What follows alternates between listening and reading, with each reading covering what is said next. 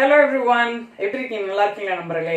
Okay, இன்னைக்கு நம்ம ஒரு புது டெக்னிக் பார்க்கறதுக்கு முன்னாடி நான் சில விஷயங்களை உங்களோட பகிர்ந்து கொள்ள விரும்புகிறேன். நம்முடைய ஃபேஸ்புக்கில் 61,000 ஃபாலோவர்ஸ் வந்து நம்மளுடைய ப்ரொஃபைலில் இப்போ ரீச் பண்ணியிருக்கோம். எல்லாமே உங்களுடைய சப்போர்ட் தான். நிறைய பேர் இன்ஸ்டாகிராம் மட்டும் ஃபாலோ பண்ணுறீங்க அப்படின்னு சொல்லியிருந்தீங்க. Why don't you follow me on Facebook? ஏன் நீங்கள் ஃபேஸ்புக்லேயே என்னைய ஃபாலோ பண்ணலாமே? கண்டிப்பாக ஃபாலோ பண்ணுங்க. என்னுடைய ஃபேஸ்புக்கோட ஐடி என்னன்னா கிரேஸ் அமலா ராணி, சரிங்களா? ஸோ நீங்கள் போய் அங்கே டைப் பண்ணி பார்த்தீங்கன்னா என்னுடைய நேம் அதில் வரும் ஃபேஸ்புக்கில். ஸோ நீங்கள் வந்து முடிஞ்சால் ஃப்ரெண்ட் ரெக்வெஸ்ட் வந்து கொடுங்க, முடியலைன்னா ஃபாலோவர்ஸாகவே நீங்கள் இணைஞ்சிக்கலாம். சரி, இன்னைக்கு நம்ம என்ன டெக்னிக் பார்க்க போகிறோம் அப்படின்றத உங்களுக்கு நான் சொல்லிடுறேன். அதாவது நிறைய வெக்காபுலரிஸ் எனக்கு தெரியலை. நான் ஒரே வார்த்தையை தான் யூஸ் பண்ணிக்கிட்டே இருக்கேன். எனக்கு இங்கிலீஷில் வந்து சரியாக பேசுறதுக்கு I'm searching for words, நிறைய வார்த்தைகள் தேடுறேன் அப்படின்னு சொல்லி நிறைய பேர் கேட்டிருந்தாங்க. So in order to improve your conversational English, அதாவது நம்ம ஒரு 100 நபரோட இங்கிலீஷ்ல பேசுறதுக்கு உரையாடல்கள் போது நம்ம வந்து சில வார்த்தைகள் நம்மளுக்கு கிடைக்க மாட்டேது பேசும்போது. அதுக்கு என்ன ஒரு டெக்னிக் பயன்படுத்தலாம் அப்படின்றத பத்தி தான் இந்த வீடியோ ஃபுல்லா பார்க்க போறோம். நம்முடைய சேனலை இது வரைக்கும் சப்ஸ்கிரைப் பண்ணாதவங்க சப்ஸ்கிரைப் பண்ணிட்டு கூடவே அந்த பெல் ஐக்கானையும் ஹிட் பண்ணிக்கங்க. ஒவ்வொரு வீடியோவுமே ரொம்ப கஷ்டப்பட்டு எடிட் பண்ணி தான் போடுறோம். இப்போ நான் போர்டில் எழுதி பண்ணுறது பார்த்தீங்கன்னா அதுவுமே கொஞ்சம் ஈஸியாக இருக்கிறதுனால தான் நான் இப்போ பண்ண ஆரம்பிச்சிருக்கேன். உங்களுக்கு இந்த கிளாரிட்டி இருந்துச்சுன்னா கண்டிப்பாக இன்னும் நிறைய வீடியோஸ் உங்களுக்கு இந்த மாதிரி எப்படி வந்து வேர்ட் பில்டிங்கில் நிறைய கேம்ஸ் நம்ம எப்படி பண்ணுறதுன்றத பற்றியும் அது எப்படி நீங்கள் ப்ராக்டிஸ் பண்ணணும் வீட்டில் அப்படின்றத பற்றியும் நான் உங்களுக்கு சொல்கிறேன். ஆமாம், இப்போ வந்து இந்த ஒரு ட்ரிக் வந்து நீங்கள் வீட்டில் பண்ணி பார்க்கணும். அப்போ தான் உங்களுக்கு ஈஸியாக இங்கிலீஷில் கான்வர்சேஷனல் இங்கிலீஷ் அப்படின்ற ஒரு இதில் நீங்கள் வந்து பிரில்லியண்டா ஆக முடியும். சரி, என்ன டெக்னிக் அப்படின்றத பார்ப்போம். மறந்துடாம நம்முடைய சேனலை சப்ஸ்கிரைப் பண்ணிட்டு கூடவே அந்த பெல் ஐக்கானை ஹிட் பண்ணிக்கங்க. சரி, இப்போ நம்ம என்ன டாபிக்ல பார்க்க போறோம் அப்படின்னா how to build your conversational English with new vocabularies on the same topic.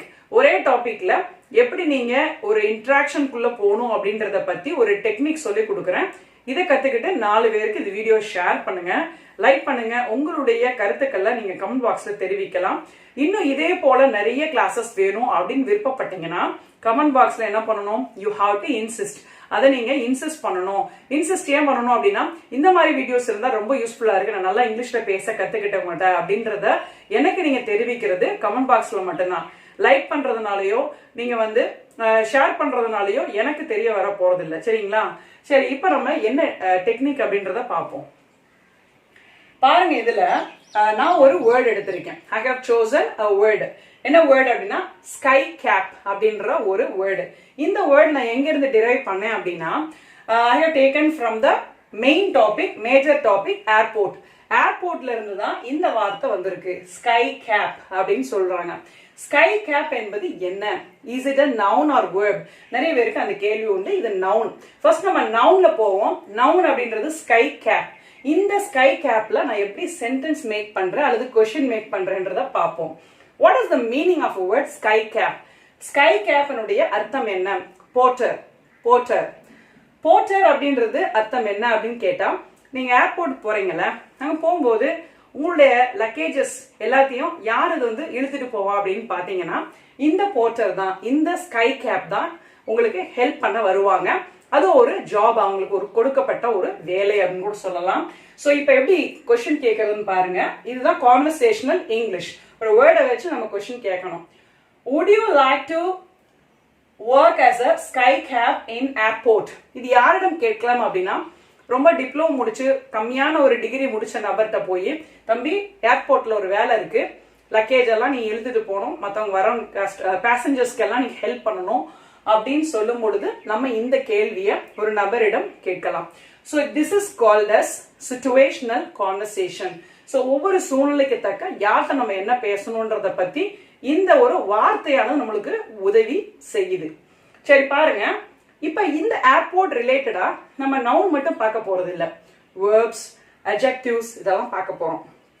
மறந்துடாம மறுபடியும் சொல்றேன், நம்ம சேனலை சப்ஸ்கிரைப் பண்ணிட்டு இந்த வீடியோவை லைக் பண்ணுங்க, ஹிட் தி பெல் ஐகான். பெல் ஐகானை ஹிட் பண்ணாதான் என்னுடைய வீடியோஸோட நோட்டிபிகேஷன்ஸ் எல்லாம் உங்களுக்கு வரும். மறுபடியும் சொல்றேன், கமெண்ட் பாக்ஸ்ல உங்களுடைய கருத்துக்களை மறந்துடாம பகிர்ந்து கொள்ளுங்க. ஓகே, வேர்ப்ஸ்ல பாருங்க, இதுல நான் என்ன போட்டிருக்கேன், டிபார்ட். உங்களுக்கு எல்லாருக்கும் தெரிஞ்ச ஒரு வார்த்தை அப்படின்னா டிபார்ட், அவ்வளவுதான். பட் சி ஆஃப் அப்படின்றது நிறைய பேருக்கு தெரியாது. சி ஆஃப்ன்றது என்ன, எக்ஸாம்பிளோட பார்ப்போம். She saw her son off. She saw her son off at airport. அப்புறம் என்ன அர்த்தம், இங்க வந்து see off அப்படின்றத நான் பாஸ்ட்ல போட்டிருக்கேன், saw off. சரி, இதனுடைய அர்த்தம் என்ன அப்படின்னா someone is leaving. யாரோ ஒரு நபர் அந்த இடத்தை விட்டு போக போகிறார் அப்படின்னு அர்த்தம், அல்லது அந்த ஊரை விட்டு போக போறாங்க, ஏதோ ஒரு ஊருக்கு போறாங்க அப்படின்றத அர்த்தத்தை குறிக்கிற ஒரு phrasal verb தான் see off. அது past tenseல saw off என்ற அர்த்தத்தை குறிக்கிறது. சரி, இப்ப இந்த ஒரு சென்டென்ஸ் நம்ம மேக் பண்ணிட்டோம். இது ஒரு சிச்சுவேஷன். யாராவது உங்க பையன் எங்க இருக்காருன்னு கேட்கும் போது அவங்க என்ன சொல்லுவாங்க, இந்த மாதிரி கேள்வி, இந்த மாதிரி சென்டென்ஸ் வந்து சொல்ல மாட்டாங்க, அதுக்கு வேற மாதிரி சொல்லிக்குவாங்க. இப்ப இந்த ஷீ அப்படின்றது அவங்களுடைய மகனையே ஏர்போர்ட்ல பாக்குறாங்க, அவங்க அந்த இடத்தை விட்டு அந்த சன் என்ன செய்யறாங்க, போறாங்க அப்படின்றத இன்னொரு நபரோட பகிர்ந்து கொள்ளும் போது சொல்லலாம். இந்த ஷீ அப்படின்றது உங்களுடைய தோழியா இருக்கலாம், அவங்க தோழியினுடைய மகனை அவங்க என்ன செஞ்சுட்டு இருக்காங்க, அனுப்பி விட்டு வர்றாங்கன்னு கூட நீங்க அர்த்தமாக கொள்ளலாம். சோ இந்த மாதிரி கான்வர்சேஷனல் வந்து இங்கிலீஷை வந்து டெவலப் பண்றதுக்கு இந்த மாதிரி சென்டென்சஸ் அதிகமா நீங்க டெய்லி யோசிக்கணும். First point, think in English. அடுத்து பாருங்க, இப்ப நான் என்ன போட்டிருக்கேன்னா இங்க எல்லாம் அட்ஜெக்டிவ்ஸ். இப்ப நம்ம வேர்ப் மட்டும் தான் பார்த்திருக்கோம். நவுன் வேர்ப் அப்படின்றத பார்த்த பிறகு நம்ம என்ன பண்றோம், அடுத்து அட்ஜெக்டிவ்ஸ் அப்படின்றத பார்க்க போறோம். ஓகே, அட்ஜெக்டிவ்ஸ்ல என்ன வார்த்தை கொடுத்திருக்கேன்றத நம்ம ரீட் பண்ணுவோம். Adequated, adequated, sprawling, sprawling, spacious, spacious. So இந்த வார்த்தைகள் எல்லாம் என்ன அர்த்தம் அப்படின்றது நம்மளுக்கு தெரியாது, இருந்தாலும் புது vocabularies, நிறைய நியூ vocabularies படிச்சுக்கோங்க. Adequated அப்படின்றது என்ன, this airport is adequated. Adequated அப்படின்றது என்னன்னா ஓல்டு ஃபேஷன் சொல்லுவாங்க, அதாவது பழைய கட்டிடமா ரொம்ப பாலடைஞ்ச மாதிரி ஏர்போர்ட் சிலது இருக்கும், புதுப்பிக்கப்படாமல் இருக்கும் பொழுது அது ரொம்ப பழங்காலத்து ஒரு அமைப்புல இருக்கு இந்த பில்டிங் அப்படின்னு நம்ம சொல்லுவோம்ல. அது பில்டிங்க்கு நீங்க யூஸ் பண்ணிக்கலாம், ஹாஸ்பிட்டல் எந்த பிளேஸ்க்கு நீங்க யூஸ் பண்ணிக்கலாம், அதே போல இந்த ஏர்போர்ட்டுக்கு நீங்க யூஸ் பண்ணிக்கலாம். சோ இதை அதிகமா பயன்படுத்தக்கூடிய ஒரு இடம் அப்படின்னா ஏர்போர்ட்டுக்கு தான் நம்ம இந்த அட்ஜெக்டிவ் வந்து யூஸ் பண்றோம். அடுத்து பாத்தீங்கன்னா இப்ப வந்து ஸ்பேசியஸ் இந்த வார்த்தை எடுத்துக்குவோம். ஸ்பேசியஸ் அப்படின்றது என்னன்னா நல்ல இடம் கிடைக்குதுன்னு அர்த்தம், நல்லா வந்து விரிந்து பறந்த இடம் நம்மளுக்கு கிடைக்குதுன்னு அர்த்தம்.